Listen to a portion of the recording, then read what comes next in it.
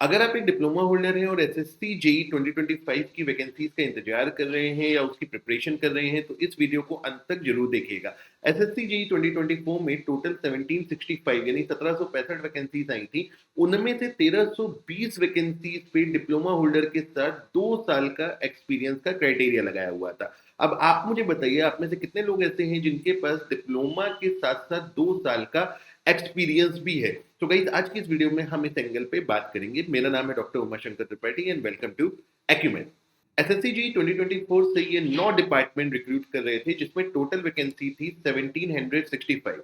In total vacancies में से ये 3 मेजर डिपार्टमेंट थे, एमईएस, बीआरओ और डीजीक्यूए, जिसमें कुल मिलाकर के 1320 वैकेंसी थी। एमईएस में 839, बीआरओ में 475 और डीजीक्यूए में 6 वैकेंसी थी। इन वैकेंसीज पे डिप्लोमा होल्डर के साथ 2 साल का एक्सपीरियंस का क्राइटेरिया भी मांगा गया था। यानी अगर आप एक डिप्लोमा होल्डर हैं तो भले ही आप फॉर्म भरने के लिए तो एलिजिबल हैं, लेकिन अगर आप मेरिट क्लियर कर लेते हैं, कट ऑफ क्लियर कर लेते हैं, तो भी ये डिपार्टमेंट आपको ज्वाइनिंग नहीं देंगे अगर आपके पास 2 साल का एक्सपीरियंस नहीं है। जबकि ऐसा कोई क्राइटेरिया बीटेक होल्डर के लिए नहीं है। सो बीटेक होल्डर के साथ हमें कोई प्रॉब्लम नहीं है।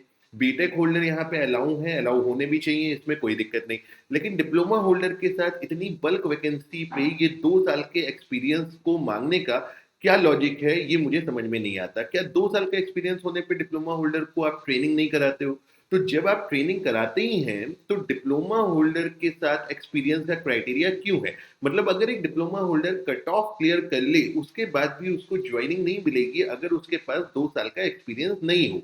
मैंने अपने 13 साल के करियर में इतना देखा है कि नॉर्मली जो स्टूडेंट जॉब कर रहे होते हैं, एक्सपीरियंस जिनके पास होता है, वो गवर्नमेंट जॉब की प्रिपरेशन में नहीं आते हैं या गवर्नमेंट जॉब का सपना भूल चुके होते हैं। और नॉर्मली आप कमेंट में भी मुझे ये बताइए कि ये बात कितनी सच है और आप में से कितने लोग हैं जो डिप्लोमा विद एक्सपीरियंस है और तैयारी यहाँ पे कर रहे हैं। तो यहाँ प्रॉब्लम क्या है? अब यहाँ पे बीटेक वालों को लगेगा कि सर ये तो ठीक बात है, डिप्लोमा वालों के साथ एक्सपीरियंस मांगा जा रहा है, इससे उनका फायदा हो रहा है। तो बीटेक वालों को मैं यहाँ पे ये बताना चाहता हूँ कि आपका यहाँ पे कोई फायदा नहीं हो रहा है। आपको अगर लग रहा है कि डिप्लोमा वालों को एक्सपीरियंस मांग करके उनको कंपटीशन में पार्टिसिपेट ना करके आपको कोई फायदा होगा, तो ये आप गलत फहमी में है। किसी भी कॉम्पिटेटिव एग्जाम में जब तक आपकी एक लेवल तक तैयारी नहीं पहुंचेगी, चाहे आप बीटेक होल्डर हैं, डिप्लोमा होल्डर हैं, आप एग्जाम क्रैक नहीं कर सकते। और एक मजे की बात और है, अगर आप एसएससी जेई का पूरा नोटिफिकेशन पढ़ें तो वहां पे लिखा हुआ है, आप देख भी पा रहे होंगे स्क्रीन पे, कि इंडिकेटिव सिलेबस मतलब जो क्वेश्चन पूछे जाएंगे वो डिप्लोमा लेवल के पूछे जाएंगे किसी ब्रांच ऑफ इंजीनियरिंग में। लेकिन यहाँ सवाल ये भी बनता है, जब 70-75% वैकेंसी, बल्कि उससे भी ज्यादा, 1320 वैकेंसी 1765 में, जब में आप डिप्लोमा होल्डर अलाउ ही नहीं है तो डिप्लोमा लेवल के क्वेश्चन पूछ करके क्या फायदा? और जहां अलाउ है सीपीडब्ल्यूडी, सीडब्ल्यूसी, यानी जो सबसे ज्यादा मेरिट वाले डिपार्टमेंट है, मतलब जिसमें कोई स्टूडेंट जो है जो टॉपर जाते हैं, तो यहाँ पे एक तरीके से डिप्लोमा होल्डर के लिए एसएससी जेई का ऑप्शन, अब आप खुद सोच लीजिए कि यहाँ पे कितना ऑप्शन है। और अभी जब मैं ये वीडियो बना रहा हूँ तो ये नवंबर है। एसएससी जेई का सामान्यतः नोटिस मार्च अप्रैल में आता है। लास्ट ईयर का मार्च अप्रैल के करीब इसका नोटिफिकेशन आया था। तो यहाँ मैं आपसे ये रिक्वेस्ट करूंगा, अगर आप बीटेक होल्डर हैं, आप डिप्लोमा होल्डर हैं, बीटेक होल्डर से खासकर मैं ये अपील करूंगा कि आप इस वीडियो को सर्कुलेट करिए, इस बारे में चर्चा करिए, ताकि एसएससी जेई इस पैरामीटर को डिप्लोमा होल्डर्स के लिए रिलैक्स करे, क्योंकि ये कहीं से कहीं तक ठीक बात नहीं है। और चिंता मत करिए, देखिए एसएससी जेई ऐसा, देखिए जेई की जो एलिजिबिलिटी क्राइटेरिया है उसके ऊपर बहुत प्रॉब्लम है। यूपी ट्रिपल एससी के केस के बारे में आप जानते ही हैं, वहां बीटेक होल्डर अलाउ नहीं होते यूपी ट्रिपल एससी में। कुछ पीएसयू ऐसे हैं जो डिप्लोमा होल्डर से 5-5 साल का एक्सपीरियंस मांगते हैं, जैसे एनएमडीसी। एनएमडीसी का कुछ समय पहले नोटिफिकेशन आया था जिसमें डिप्लोमा होल्डर से 5 साल का एक्सपीरियंस मांगा गया था। अब यहाँ कोई कमेंट में ये सलाह दे देगा कि डिप्लोमा होल्डर हो तो बीटेक कर लो।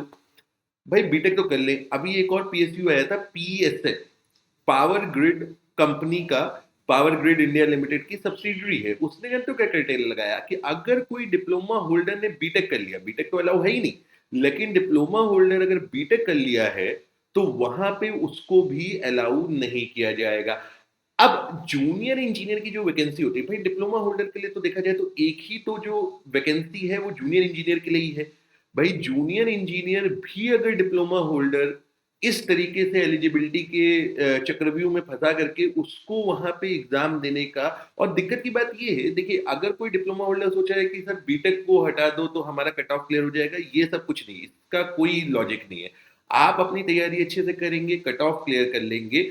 दिक्कत किस बात की है कि even diploma holder cut off SSC JE जैसे इतना बड़ा रिक्रूटर है, अगर एसएससी जेई की हम बात करें, जूनियर इंजीनियर के एग्जामिनेशन में सबसे टॉप नंबर पे एसएससी जेई आता है।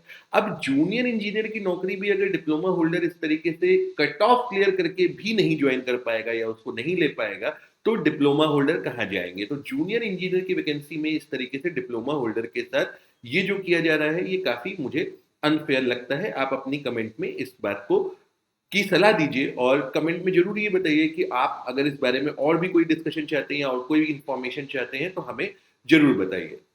तो दोस्तों, आप ये वीडियो पूरा देख चुके हैं। अगर आपको ठीक लगे तो चैनल को जरूर सब्सक्राइब कर दीजिए, वीडियो को लाइक कर दीजिए, शेयर कर दीजिए और आपका कोई भी सजेशन है वो आप कमेंट में यहाँ पे हमको बता सकते हैं। मेरा नाम है डॉक्टर उमाशंकर त्रिपाठी और मिलते हैं नेक्स्ट वीडियो में।